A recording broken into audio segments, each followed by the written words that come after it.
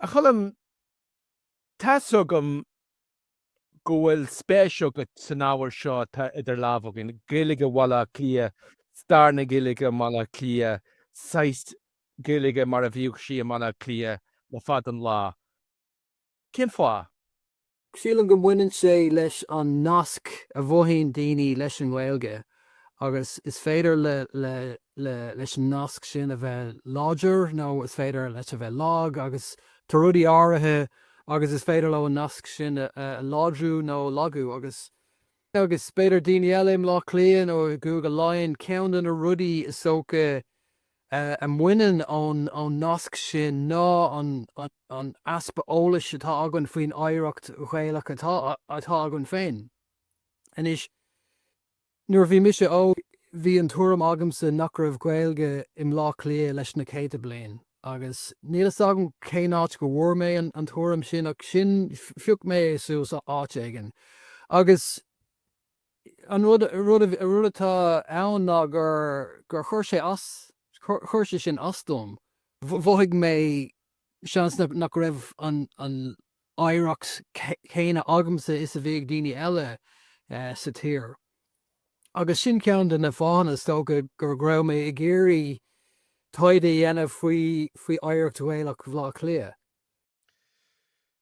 Tá sé fiar a fach gur cailliú Gaeltacht agus Gaeilge tradition to bhla clia tamil measar a fadó hen níl tafadain agin agus níl íon text agin gur féidir le na rá gur a léiríonn an áireacht mar a bhí. Go chuair a bhí an Gaeilge Lórsca traditionta a mala clia dar le de haide héin? Well, mar bhí mé an nuair a bhí mé óg bhí an tuairmse agam agus is cuimhan lom a céadúir go dúirt an aigen lom go raibh an Gaeilge fós beo sléiftam lá clia thart ar amsar an gcorta agus chuirse sin an iontas orm mar hial mé go raibh an Gaeilge mar le fada lá ribh sin. Agus is cinnal sin rud aigen a dúirt an aigen lom fadá ach ní raibh na sunraí agam. Ach sílam gur tháinig sé ó an sormhéireacht ordináis in uchtú tro a seacht tá tuairis gabhain faoi cainteoir gúcais ag leann an smól is léitimh lá clia. Agus rinneadh chuir síos ar an fear scríb an thuairist bhí sé agur bhúil sé le seanóirí le Gaeilge agus gur Gaeilge lífa Gaeilge bhrá acu agus dúirt sé freisin gur hiig na daoine os chun 10 bliain díos sa gláán antseanga ach nar leabhar siad é.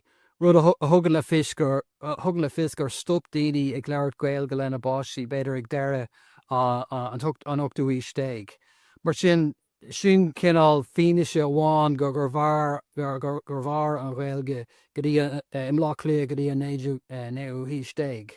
Agus ó thaobh áiteanna eile sa chundé tá taifidí éagsúla mar shampla an survey a rinne William Petty sa 7ú stéig de réir survey sin bhí rinne sé an chuir síos ar bhaintear na tuaithe ar 7 fan géad de bhaintear chundéh lá clia mar Irish agus ceaptar gur an chéile bhíle sin a gur Gaeilge acu.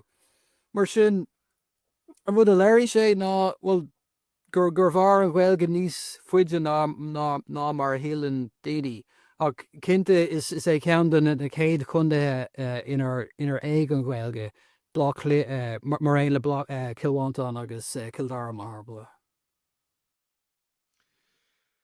An óldúin rud a bí faoin teanga mar bhí. Could an teolas atá fáil dún? Well, mar dúirtú níl éon taifidí agan nó níl éon tuairiscí nó aon rud mar sin ach tá roinnt fianaise irismí détáráf hín Gaeilge agus is féidir cinál anlís dhéanamh bhorthú agus tugann siad ledanna dún faoin ganúnt a bhí sa chundaí fadó. Rud eile an a luganamnacha is féidir stadéir dhéanamh ar luganamnacha an chundaí agus feictar roinn tréthe canúnacha iontú. Ceann an soléir is tócan ná an bal neartar an focal Canuck, no CNOC. And is dermse Canuck tuska sin rud a dóla skull ach sin tre of when la cuaige moon that was Ola mar oldage dern dini crook. Agus is cinnal tre of winning a sin of winning le focally ella husin le CN no GN. Mar habla tá an inish an go léir mór lug anam nach im lá clia a léiríonn gur bé sin rud a dúirtaí tá golóir ruí áitina de bhanam crocán tá áitina bhana croc slíine crocán an droinnig agus a lehéid agus is féidir má bhranní tú ar tú béle nó an bailcha déireann daoine áitiúla na lug anamnach a sin léiríonn se sin cén chuí a dúirtaoine fuclí sin nuair a bhí an bhfuilge beo.